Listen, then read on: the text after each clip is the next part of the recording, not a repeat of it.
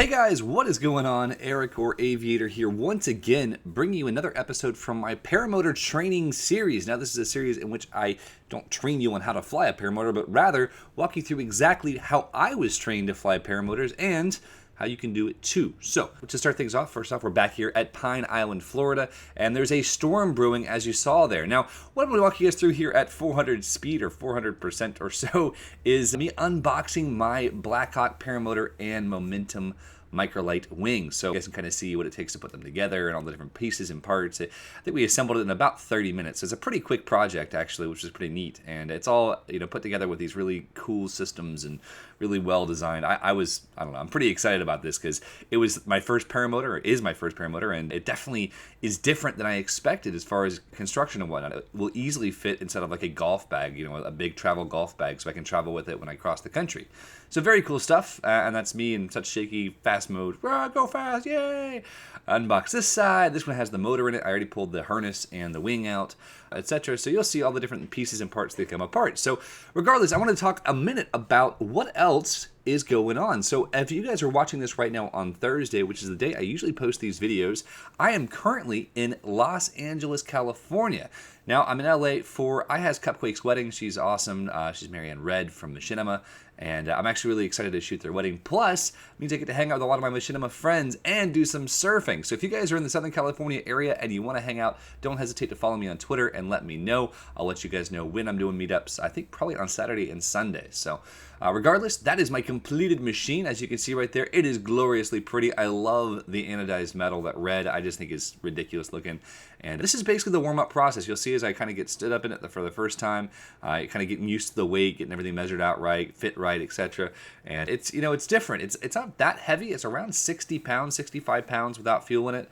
It's actually comfortable because it rides really high on your back. Now, I have a broken back in 4 places, and I can, now that I've worn it a bit, I can comfortably wear it pretty easily. At first it took a little bit of a while to get used to it. It was one of those things where 10, 15 minutes of walking around in the thing was enough for me, especially if I was trying to launch. It's a lot of weight to carry in your back with a broken back. But now that my back is strengthened and my legs have strengthened, I can walk around this thing for 25, 35 minutes and really not have any...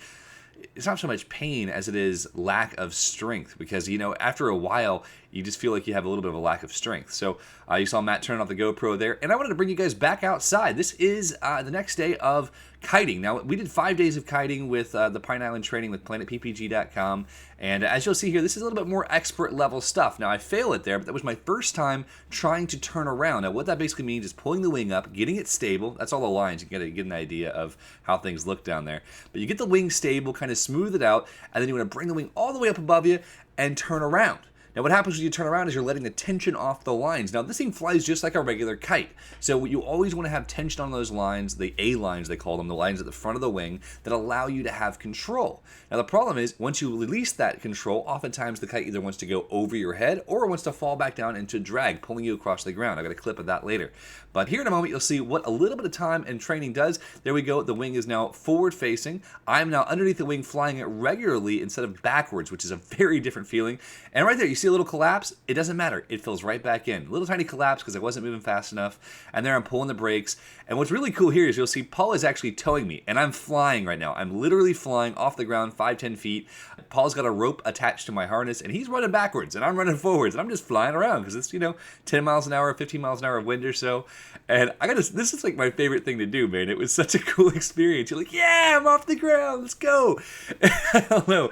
It's really, really neat. So if you guys get an opportunity to do this, make sure you're doing it with a licensed instructor, a USPPA instructor. I can't emphasize that enough. You'll see the wing collapse right there again. I was pulling a little bit too hard, and it comes right back around because, once you learn how to do it. Here, the wing's going down, so I actually switch into reverse mode, so I have more control where I'm able to pull those A's a little bit harder, and then go back into forward. It was really neat to be able to see the balance of how to fly this, and it's really amazing that only a couple of days of training, just really a few hours, I guess 5 hours, 4 hours of walking around, kiting this wing, getting drug, educates you to the level where I am now, where I'm able to fly the wing basically in any conditions, where I can, whether it's no wind or high wind, you can have full control. Now, I'm obviously still learning. I'm still a new pilot in these things, but I'm amazed to see just how much control you can have. So there I go back into reverse again, and this time you can see I'm pulling all those brakes. Now, what the brakes means is those lines at the back of the wing. You see how it's curling the back of the wing down a bit? I'm actually pulling that wing down so I can let it land it very gently, and you'll see how I do that. Set it up right away for the next time. So,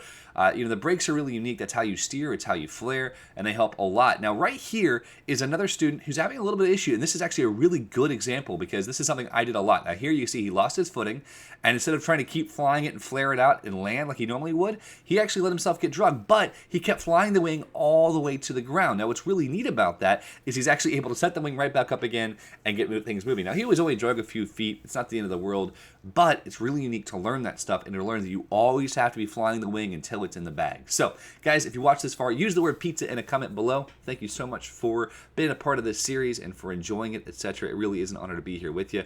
Big thanks to all of our sponsors, and I look forward to talking to you soon. See you later, guys. Bye-bye.